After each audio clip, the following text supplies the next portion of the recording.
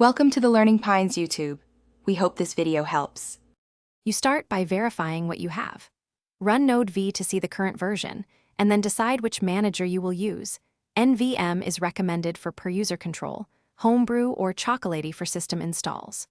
Once done, make sure your terminal has network access, and you can run install commands with sudo or elevated rights if needed. If NVM is not installed, install it now using the official install curl/wget snippet. Once installed, restart the shell so NVM becomes available to you. Now execute the actual update. If you use NVM, run NVM install 18 or your target, then NVM use 18 to switch. NVM alias default 18 makes it persistent. If you use Homebrew, run brew update and then brew upgrade node to replace the system package, and run brew link overwrite node if necessary.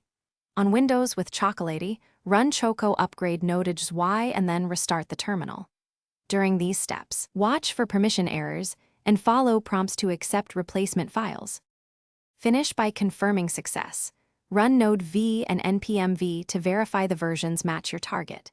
If you rely on native modules, run npm rebuild or reinstall node modules to prevent ABI mismatches.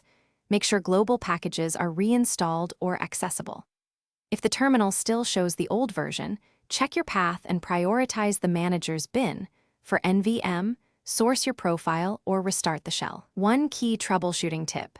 If commands fail, open a new shell and inspect which node runs with which node. That reveals path conflicts.